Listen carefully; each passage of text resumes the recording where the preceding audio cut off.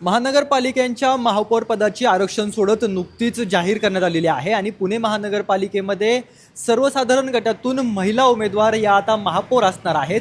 अनेकांची नावं यामध्ये चर्चली जात आहेत आणि आपण या सगळ्या संदर्भात बोलण्यासाठी खासदार गिरीश बापट यांच्या सून माजी खासदार गिरीश बापट जे की स्वर्गीय खासदार गिरीश बापट यांच्या घरातील सून ज्या आहेत त्या आपल्यासोबत आहेत.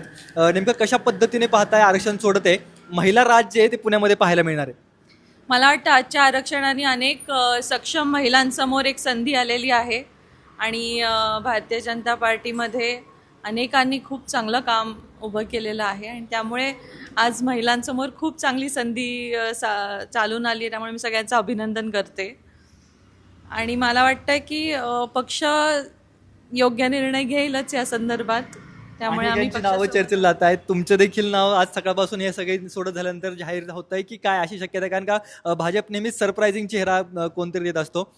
तुम्हाला आवडेल काम करायला महापौरपदी? नाही, मला असं वाटतं की बापट साहेबांचा इतका कनेक्ट आणि प्रेम होतं की लोकांना खूप अपेक्षा आहेत आणि त्या विश्वासाचं नातं माझ्यामध्ये पाहतात आणि आमच्या घरातनं एक खूपच प्रेमाचा वर्षाव आता या निवडणुकीमध्ये झाला.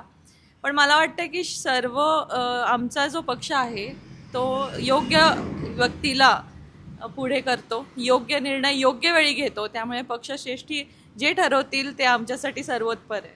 पण अनेक जण आता लॉबिंग करायला सुरुवात केली आहे, अनेक जण फोनाफोनी करायला सुरुवात केली. तुम्ही असे काय कोणाला फोन केलेत का किंवा तुम्ही इच्छुक आहात म्हणून कोणाला सांगितलंय का पक्षातील वरिष्ठांशी? नाही, मी असे कुठलेही लॉबिंग फोनाफोनी तुम्ही जे काय म्हणताय त्यातलं काही केलेलं नाही आहे. आम्ही काम केलं आहे. ज्या ज्या वेळेला पक्षाने संधी दिली त्या संधीमध्ये म्हणजे पूर्ण क्षमतेनं आम्ही काम केलेलं आहे. म्हणजे आधी नगरसेविका म्हणून सांगलीत काम केलं, मग युवा मोर्चामध्ये काम केलं, मग आता शहरात उपाध्यक्ष म्हणून काम करते आहे आणि आता नगरसेविका म्हणून मी प्राथमिक माझं काम हे कर्तव्य असल्यामुळे जे काही पक्ष संधी देईल त्याचं सोनं करण्याचं काम आम्ही नेहमी करत आलो आणि आही पुढे करू एवढंच मी सांगू शकते. कुठलंही लॉबिंग नाही, कुठलीही विचारणा नाही आणि कुठेही आमचं अशी काही मागणी नाही. पण ऑटोमॅटिक मिळण्यापेक्षा आपण स्वतःहून जर का इच्छा व्यक्त केली किंवा या पदाला आपण दावेदार म्हणून किंवा या पदाला न्याय देईल, उत्तम महिला म्हणून या सगळ्या संदर्भामध्ये काम करेल अशी तरी सांगणं किंवा काही म्हणणं मांडणार आहात? नाही, माझं असं मत आहे की इच्छापेक्षा पार्टीची सिस्टीम ही इतकी स्ट्रॉंग आहे की त्यांना योग्य उमेदवार कोण असेल हे माहिती आहे आणि देवेंद्रजींच्या नेतृत्वाखाली काम करत असताना आम्हाला हा नक्की विश्वास वाटतो की चांगला चेहरा आपल्यासमोर येईल. काम करणाऱ्या माणसांना आज महापालिकेत पण देवेंद्रजींनी संधी दिली आहे. त्यामुळे त्यांना पार्टीमध्ये माहिती असतं, आम्हाला काही विचारणा करावी लागत.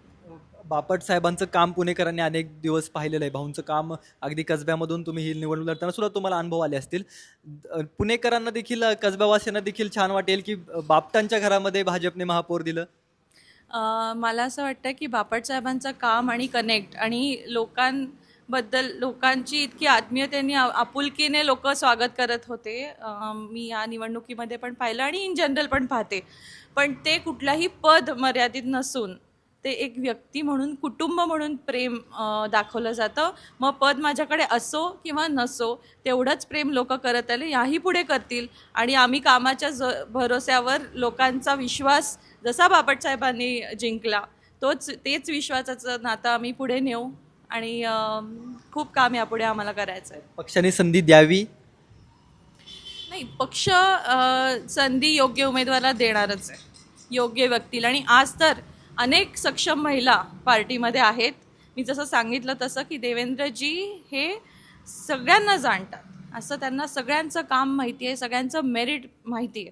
त्यामुळे मेरिट बघून पक्ष निर्णय घेणार आणि जो पक्ष निर्णय घेईल तो आमच्यासाठी सर्वोत्पर. नक्की. तर ह्या होत्या स्वर्धा बापट ज्यांनी त्यांची भूमिका जी आहे ती आपल्यासमोर मांडलेली आहे आणि पक्ष जो काही निर्णय घेईल तो मान्य असेल अशा प्रकारचं मत स्वर्धा बापट यांनी व्यक्त केलेलं पाहायला मिळत आहे.